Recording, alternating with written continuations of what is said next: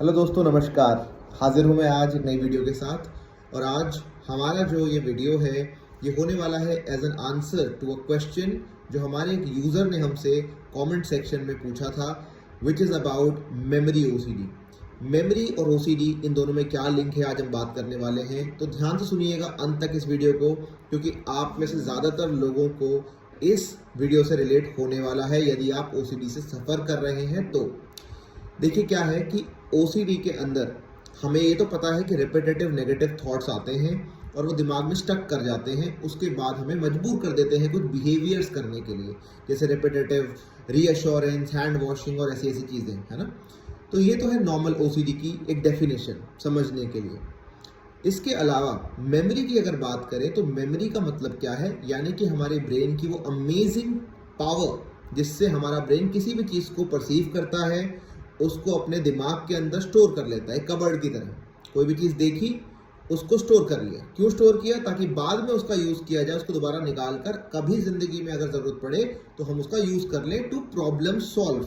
ठीक है, एक छोटा सा एग्जाम्पल देता हूँ। यदि आप किसी रोड से जा रहे हैं, वहाँ पर एक गड्ढा है और आप वहाँ गिर गए, ऑलराइट, तो आपका ब्रेन उस बात को स्टोर कर लेगा ताकि अगली बार आप जब उस रोड से गुजरे तो आपको पता हो कि यहाँ पर एक गड्ढा था और मुझे यहाँ से नहीं निकलना। आप कई बार करते भी होगे कि बच के निकलते हो उस जगह से, राइट। तो ये है मेमोरी का फंक्शन। अब ओसीडी के अंदर क्या सच में आपकी मेमोरी खराब हो जाती है? तो आंसर है कि नहीं, मेमोरी खराब नहीं होती, लेकिन मेमोरी के ऊपर ट्रस्ट और कॉन्फिडेंस कम हो जाता है। इस बात को ध्यान से सुनिएगा, मेमोरी खराब नहीं होती, मेमोरी के ऊपर ट्रस्ट और कॉन्फिडेंस खराब हो जाता है। अपनी खुद की ही याददाश्त और मेमोरी के ऊपर डाउट करते रहते हैं रिपीटेडली।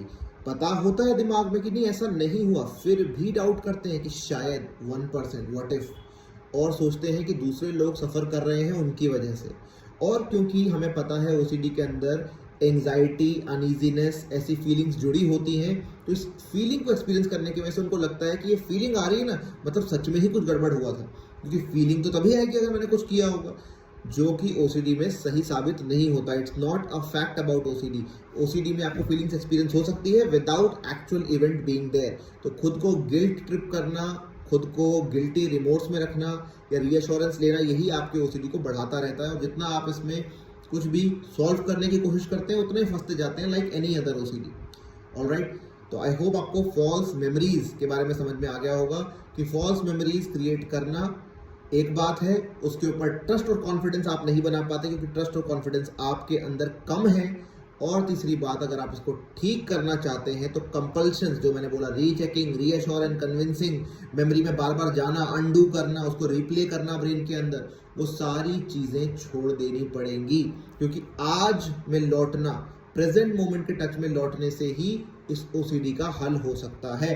प्रेजेंट मोमेंट में लौटने से ही आपके सेंसेस वापस रियलिटी के अंदर आ सकते हैं। पास्ट में आप कुछ नहीं कर सकते, फ्यूचर का भी आप कुछ नहीं कर सकते, और ये दोनों स्पेसेस में ओसीडी आपको पकड़ लेता है। अब प्रेजेंट मोमेंट में कैसे आए, इसके लिए साइकोथेरेपी एकमात्र आपका सोल्यूशन बच जाता है। और कोई भी चीज़ आपको इतना ज़्यादा बेनिफिट लॉन्ग टर्म में नहीं करेगी। ट्रस्ट बिल्ड करना पड़ेगा, शुरू में खुद पे नहीं होगा, क्योंकि मैंने कहा ट्रस्ट और कॉन्फिडेंस की कमी होती है, इसलिए मेमोरी डिस्टॉर्टेड रहती है। ट्रस्ट एंड कॉन्फिडेंस डेवलप करो किसी और पे, अपने थेरेपिस्ट के ऊपर, अपने लव्ड वंस के ऊपर। थेरेपिस्ट क्योंकि एक प्रोफेशनल है, उन पे करना ज़्यादा बेटर है। तो एक ये चीज़ कर सकते हो। जर्नलिंग एक बहुत अच्छा तरीका है, क्योंकि जर्नलिंग, लिखी हुई चीज़ को डिस्टॉर्ट करना बहुत मुश्किल है ओसीडी के लिए। तो ऑलवेज जर्नल करिए। माइंडफुलनेस एक्सरसाइजेस कर सकते हैं, रिलैक्सेशन एक्सरसाइज कर सकते हैं, ग्राउंडिंग, एंकरिंग, ऐसी बहुत सारी टेक्निक्स है जिनको रोज रोज प्रयोग करने से आपका ब्रेन प्रेजेंट मोमेंट में रहना सीख जाएगा और वो अपने इस भ्रम से निकल जाएगा कि कुछ गड़बड़ हुई थी।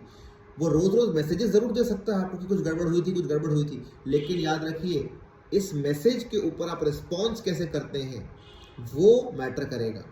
आप 50 लोगों से जाके कन्विंस होना चाहोगे, रीअश्योरेंस लेना चाहोगे, तसल्ली लेना चाहोगे कि सही है गलत है, सही है गलत है, तो वो आपको कभी नहीं मिलने वाली। ये नेवर एंडिंग जर्नी बन जाएगी, लूप में फंसे रह जाओगे आप। एक इंसान को चुनिए, अपने थेरेपिस्ट को चुनिए, उसी के साथ आगे बढ़िए और उस पर ट्रस्ट करके चलिए कि ये इंसान मेरा बुरा तो नहीं चाहेगा, चाहे कुछ भी हो जाए।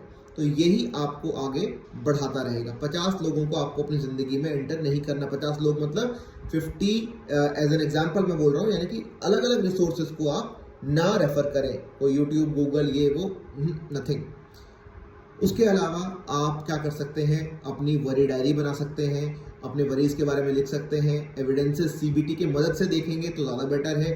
खुद में खोजेंगे, मेंटली एविडेंसेस खोजेंगे तो बहुत ही ज़्यादा गलत है, फंस जाओगे। तो ओसीडी को पहचानिए, इसकी थीम को पहचानिए, देखिए कि इतने साल बीत जाने के बाद भी कोई इफेक्ट नहीं हो रहा है उस पर्टिकुलर इवेंट का जिसके बारे में ओसीडी आपको मेमोरी को डिस्टॉर्ट कर रहा है। तो इसी से आप आगे बढ़ पाएंगे। और act therapy is a very good thing in this, कि आप अपनी ज़िंदगी में आज जो महत्वपूर्ण दिशाएं हैं, डायरेक्शंस हैं, एरियाज हैं, उन पे ध्यान दीजिए ना, आगे बढ़िए। क्यों फंसे हुए उस चीज़ के अंदर जिसका आज के इस मोमेंट से कोई वास्ता ही नहीं है।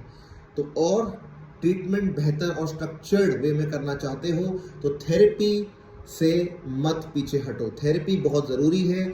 यूट्यूब वीडियोस या कितने भी अच्छे आर्टिकल्स पढ़ लो, वो थेरेपी नहीं है। ये सब चीज़ें ज्ञान है, डायरेक्शन है, हमारे सजेशंस हैं, ओपिनियंस हैं, ये थेरेपी नहीं है। थेरेपी एक रियल थेरेपिस्ट के साथ लॉन्ग टर्म प्रोसेस का नाम है, वो तभी पॉसिबल है आपको पूरी तरीके से क्योर करना। तो आई होप कि आपको समझा पाया हूँ कि क्या होता है मेमोरी डिस्टॉर्शन इन ओसीडी। अगर आप और जानकारी चाहते हैं तो आप नीचे कमेंट कर सकते हैं और मैं आपके लिए दोबारा ऐसी इन्फॉर्मेशन लाता रहूँगा। Till then keep beating OCD like a pro. Take care, stay safe.